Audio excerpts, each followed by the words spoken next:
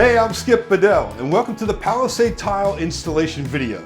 Now these tiles are the perfect product to install in any laundry room, mud room, or as a backsplash behind the sink because they're waterproof and they have a super easy DIY installation process with their interlocking tongue and groove system that requires no mortar and no messy grout. And the best part about the Palisade tiles is that you can easily install it over your existing drywall, cement board, or even your existing tiles. Today I'm going to be installing these tiles as a full feature wall from floor to ceiling in this laundry room, and I'm also going to be using them as a waterproof backsplash behind the slop sink. Now the installation process could not be easier. It's a one-day project and I'm going to show you how to do it in just a minute. But before we get started, let's talk about some of the tools that you'll need to get the job done right. During the installation, you'll need to cut the Palisade tiles. You can do this using any type of power saw, like a jigsaw, a circular saw, a table saw, or a miter saw. And to cut around plumbing fixtures, you'll also need a drill with a bit and or a hole saw. But be sure if you're going to use any of these power tools to always wear proper eye protection.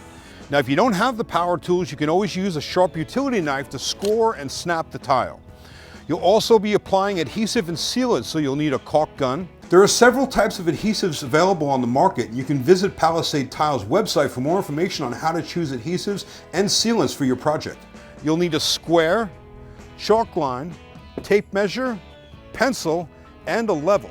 Before starting your layout, you'll want to determine whether or not you want to use one of Palisade's trims. Now they make a J trim like we're using here today in our design, an inside corner trim, and also an L trim that caps off the edge of your tile. Now you want to make sure if you are going to be using these trims, you want to glue them up well in advance and let the glue dry for 24 hours before starting your installation. Make sure that all of your surfaces are dry and clean and dust free so we get good adhesion from the tiles to the wall. The beauty of the interlocking system on all four sides is that it allows us to install the tile vertically, or we can turn it and install it horizontally, either in a stacked or brick subway pattern. It's very important that this first course of tile that we install is level along the top line. So we might have to make some adjustments to the bottom of this tile if the floor is not level, or in this case we have to make a notch cut around a couple of things and also a cut around an electrical socket. Before you get started with the installation of your first course, you want to make sure to trim off the bottom flange of all of the first course tiles so the tiles sit down flush to the surface. Because I have a notch cut here around this heating element, the first thing I'm going to do is place my first tile on the lowest point of the installation and make sure that it's level. And as you can see, we have a perfectly level surface that we're starting with. So I'm going to go ahead and mark the top of that line, and that is a level line that we're going to want to follow across the whole wall. This first course is going to want to be on that line at the top. Regardless of what we do here at the bottom, we can cut this whole thing out. But the top of our first course wants to be here, all the way across the wall. Now I can go ahead and figure out where my cuts are that I need to notch out of this first course of tile.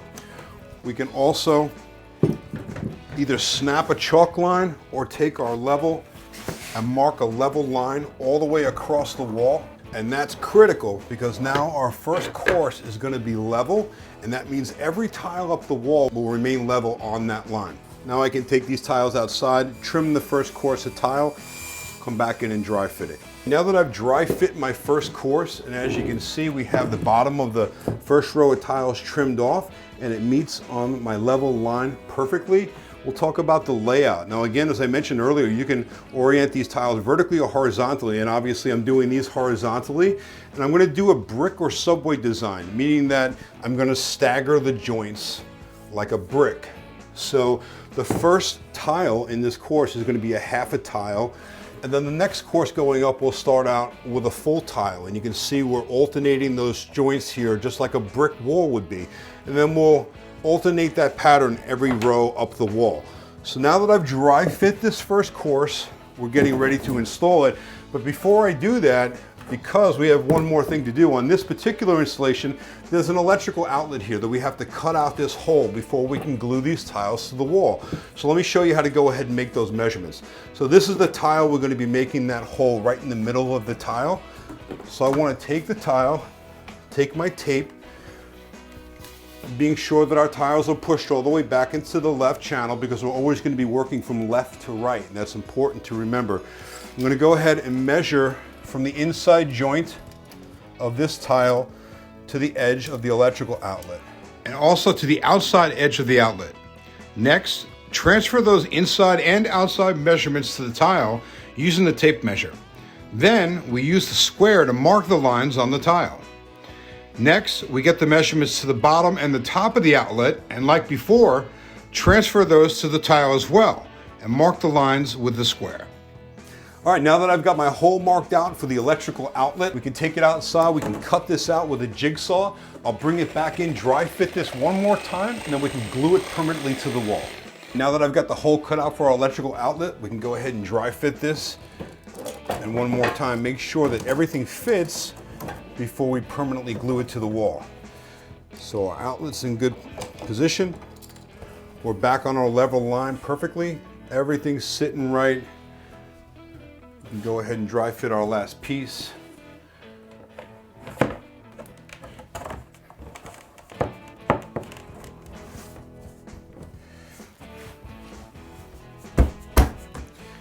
And we are looking perfect. Okay, so now we're ready to glue this whole first course to the wall, and then we can work our way right up the wall, repeating this process all the way up. So now we're ready to apply adhesive to the tile. We want to make sure we wipe down the tile first and make sure all the dust from the saw is off of it and it's clean and ready to glue. Now I'll take the adhesive, I'm going to make a 1/4 inch bead all the way around the perimeter of the tile and then fill in the middle. So going about a 1/2 inch back from the outside, put a nice heavy bead all the way around the tile, and then fill in the middle with an M pattern. Got the glue applied to the first tile, and we're going to go ahead and put it in. So it's important that we work this all the way down flush to the bottom, and then we work it all the way in to the channel. Now we have a J channel trim already installed here. We're going to push it all the way into the trim, make sure we're down level to the surface, working it into the channel, maintaining the level line, apply full pressure to the tile, and that's our first tile glued to the wall. If we were installing this in a wet location, that we would now at this point put silicone sealant on this joint before we connect our next tile to it. But because this is a dry wall, we're not near any dampness, we can go ahead and install our next tile and butt this interlocking joint right together. Apply pressure all the way across the tile, and we'll move on to the next. Now we come to the last tile in the row, and this is a little bit different than the others because we're going to be applying the glue to the substrate or the wall rather than the tile. So as you can see, I have some gloves on. It helps if you have a pair of rubber gloves on to pull this tile back into the track. So the same process as we did with the tile, we're going to do a nice bead all the way around the perimeter. And this is going to be a lot less messier than if we would have put the glue on the tile and then try to slide it onto the wall. So now the process with this last tile in the row is a little bit different. We want to take the edge of our tile and put it all the way into the track.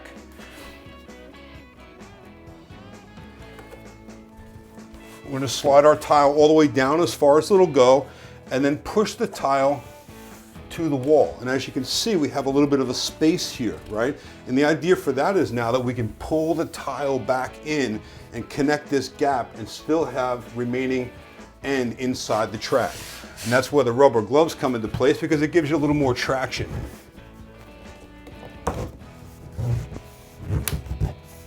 Okay, so maintaining our level line, we're inside the track, our joint is connected.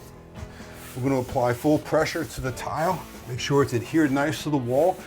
And now that completes our first course. And as you can see, we're perfectly level on this first course. And that's the most important thing with your installation. So we can go ahead and cut the rest of our tiles and continue this process all the way up the wall. Now again, we're doing a subway or brick pattern with this design, which means we started the first course with a 1/2 tile. So our next course is going to start with a full tile.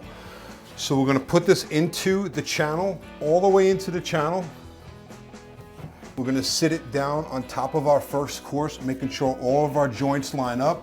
it's nice and tight, and apply pressure all the way across the tile. Now that I've got the first tile adhered, we're gonna move on to the next one and work all the way across the second course. I'm just about finished installing this feature wall, and as you can see, it looks amazing. So when we come to the top row, you'll have to trim the top course of tiles, and I'm measuring here about 12 inches. So I'm gonna take all the top row tiles, trim them down to 12 inches, come back in and install them. And also I have a small piece I have to cut around this crown molding, which I can easily do with my jigsaw. The feature wall is complete and it looks great.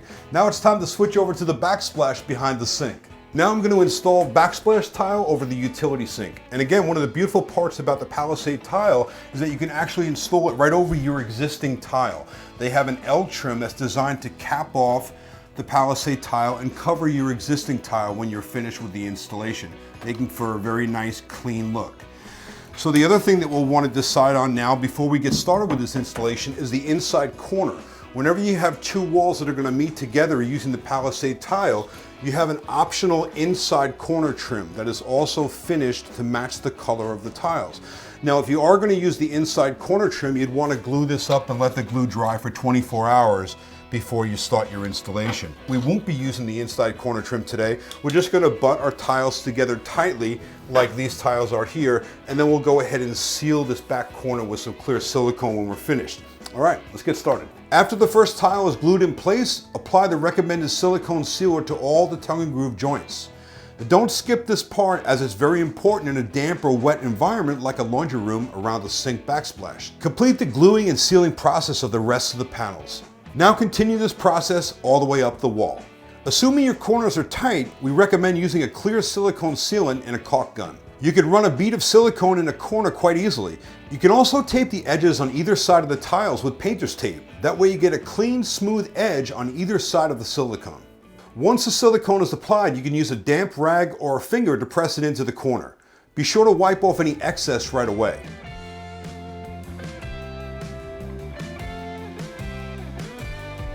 And there you have it, a full laundry room transformation with a beautiful new feature wall and a full sink backsplash using Palisade tiles.